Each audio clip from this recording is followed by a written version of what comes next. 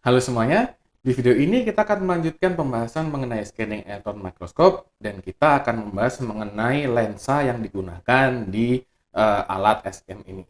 Ya, seperti apa atau apa saja lensa-lensa yang digunakan, mari kita lihat.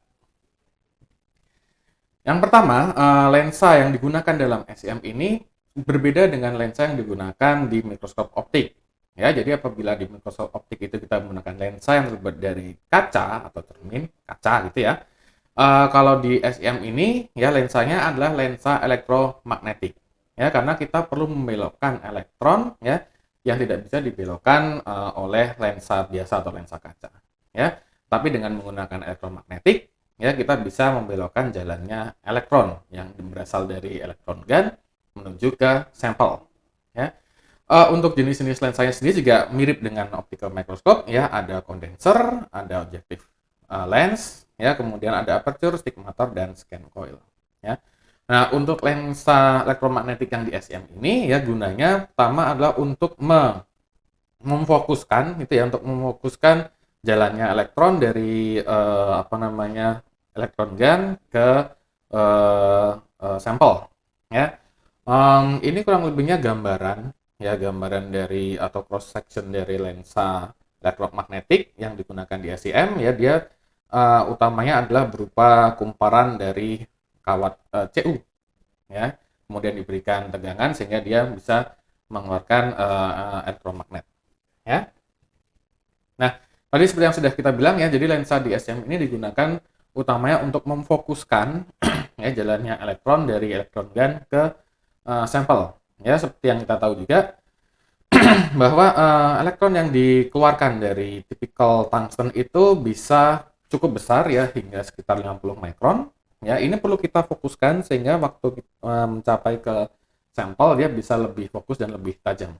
Ya, sehingga bisa memerlukan sampai sampel kira-kira sekitar setengah sampai 10 nano supaya dia bisa digunakan sebagai imaging. Ya, sehingga kita perlu electromagnetic lens ini untuk memfokuskan elektron tersebut.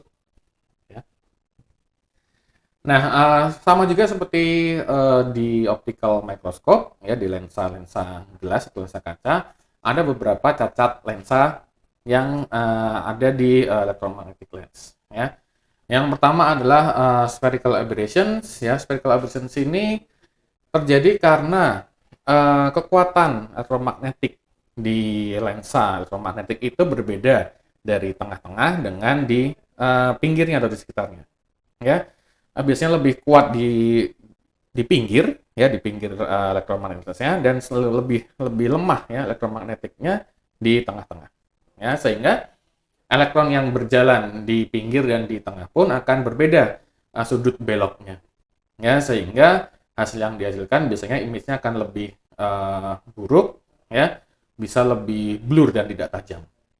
Ya, itu adalah spherical aberration. Ya. Yang kedua adalah chromatic aberration. Ya, di sini terjadi karena elektron yang dihasilkan dari elektron gun itu tidak semuanya memiliki energi yang sama. Ya, jadi ada elektron yang energinya lebih rendah, ada elektron yang energinya lebih tinggi. Nah, elektron yang energinya lebih rendah itu biasanya akan dibelokkan ya lebih tajam dibandingkan elektron yang memiliki energi lebih tinggi ya dibelokkan oleh si electromagnetic lensnya ya sehingga di sini dihasilkan apabila kita memiliki suatu titik ya akan terlampak seperti apa namanya bulatan ya akan tampak seperti disk ya. Jadi dia akan mengurangi ketajaman dari gambar ya. Ini mungkin bisa dilihat salah satu contohnya ya di sini apabila ada chromatic aberration dia akan sedikit blur ya tidak terlalu tajam ya. Kemudian di sini ya yang lebih bagus ya dia akan jauh lebih tajam. Ya. Itulah chromatic aberration. Cacat lensa yang berikutnya adalah astigmatisme.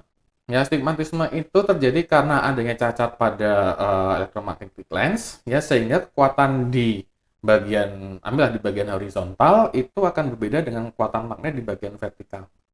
Ya, sehingga gambar yang dihasilkan harusnya misalnya kita memiliki suatu apa namanya fitur atau benda yang bulat, ya nanti dia akan berbentuk atau tergambarkan terimage seperti elips ya atau lonjong. Ya, dia seperti ini ya apa ilustrasinya jadi kekuatan yang horizontal dan yang vertikal, kekuatan magnetnya itu berbeda. Ya, sehingga gambarnya pun nanti dia akan tidak tajam. Ya. Contohnya seperti ini, ya ini adalah contoh yang relatif tidak fokus ya karena astigmatisme. Ya, ini kemudian fokus tapi astigmatismenya kuat di satu arah tertentu, ya yang sini dan yang ini. Ya. Kemudian yang ini adalah suatu gambar yang fokus dengan astigmatisme yang sudah dibenahi. Ya, jadi ini sudah difokuskan tapi ada astigmatismenya, yang ini tidak terlalu fokus karena ada kekuatan yang lebih kuat di salah satu arahnya, dan ini contoh yang fokus. Ya, itulah beberapa cacat lensa yang ada ya di electromagnetic lens. Ya, jadi mirip dengan optical microscope. Meskipun kita menggunakan electromagnetic lens, masih ada cacat yang perlu dibenahi. Ya. Kemudian part berikutnya ya adalah scan coils. Ya, jadi untuk SM ini mengambil gambar itu sedikit berbeda dengan mekanisme pengambilan gambar di optical microscope. Ya, jadi kalau di optical microscope itu kita bisa melihat langsung area yang diamati, ya, langsung kita bisa lihat di eyepiece-nya. Kalau di SEM ini, ya dia mengambil gambar dengan menembakkan elektronnya di satu bagian tertentu terlebih dahulu. Kemudian di scanning dari kiri ke kanan, ya, sampai akhirnya seluruh area yang ingin diamati bisa terscan oleh elektron yang ditembakkan dari elektron gun.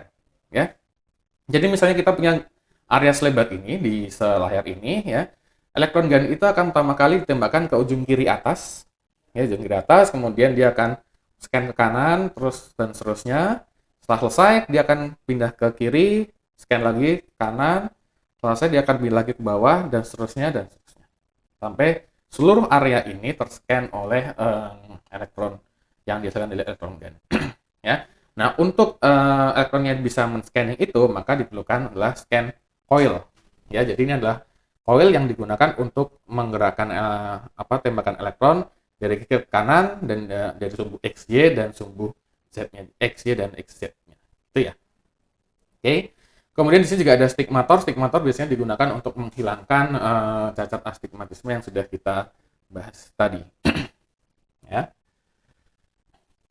Ya, jadi ini ya penjelasannya. Jadi cahaya atau sinar elektronnya itu dia akan men-scan dari kiri ke kanan X direction, kemudian dia akan turun dari kemudian ke Y, ya, ke Y direction, dia turun ke bawah, kemudian di-scan lagi ke kanan dan seterusnya dan seterusnya.